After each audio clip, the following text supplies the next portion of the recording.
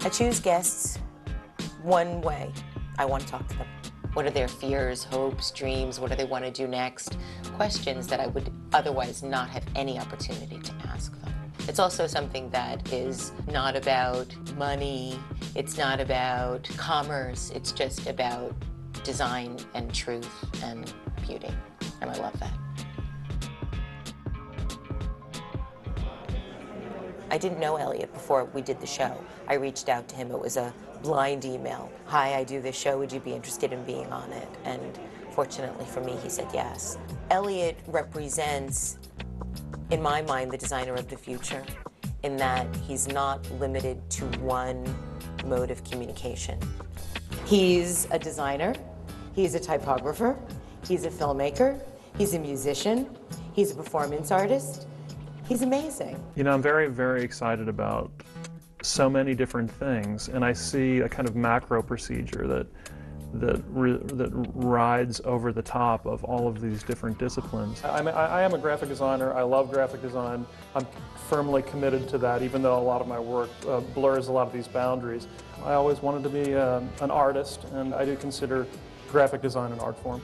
This idea of experimentation and experimental film, experimental graphics, and the spirit behind that kind of work is important to me because the kind of commercial work that I was dealing with seemed as if it didn't engender the kind of idealism of form and content that I could find in a more unencumbered way of working. So I couldn't bring myself to throw type up in the upper left-hand corner and spray paint hair on people's heads, and you know, I had an attitude problem, I guess.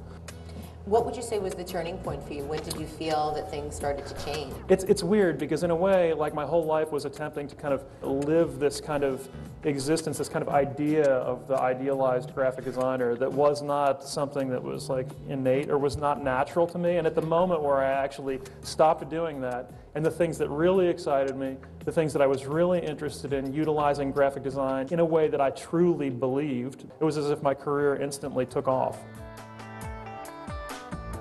I did these two projects. One is Throwing Apples at the Sun, and the other one is I Slingshot Lines, and they were the kind of vehicles that started my career in a kind of critical way. The typography actually is what lies at the core of the work itself. I begin with that. So this is right when I made that decision to try to do performance-based work. So I would be like, the lights would be low, and I would be like, these three toothless and useless monsters sit furry and spent at my table. Slack-jawed beasts gape at me. They ape at me.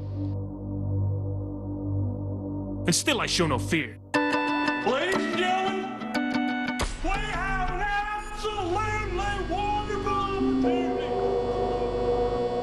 A lot of what Catfish was about was this notion of the substitution of referential density for narrative coherence. So this idea that it was about motion graphics and the narrative itself had dissolved.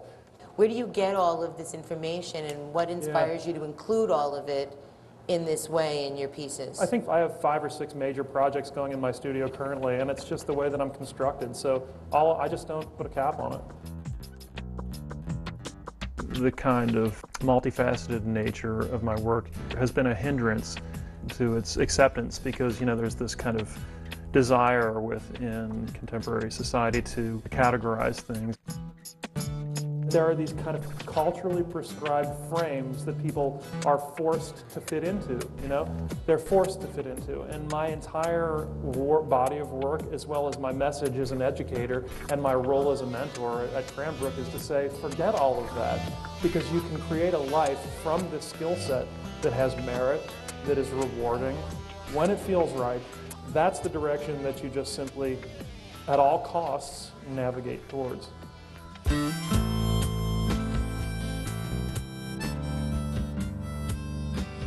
I believe in this stuff. I mean, I believe in the power of graphic design, and I believe in the power of artwork. I'm not cynical, and I'm not jaded. I'm an instrumentalist, which is that work can be an agent of positive social change. I'm looking for meaning, and I actually believe that work is a vehicle for that. You can cry in a film. You know, I've cried to pieces of music. I've cried in front of a poster. Like, I believe in this stuff, man. I mean, I believe in it. I can feel it. That's all I can say.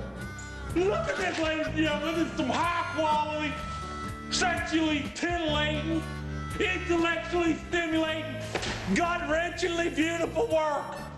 I mean, have you seen work of this quality? Well, Elliott, one of the quotes that you have in Catfish, at the very beginning, great mass of men are asleep, who will wake them from their slumber but the artist. Yeah. And I want to thank you for keeping us wide awake. Thank you. Thank you. Thank you very much.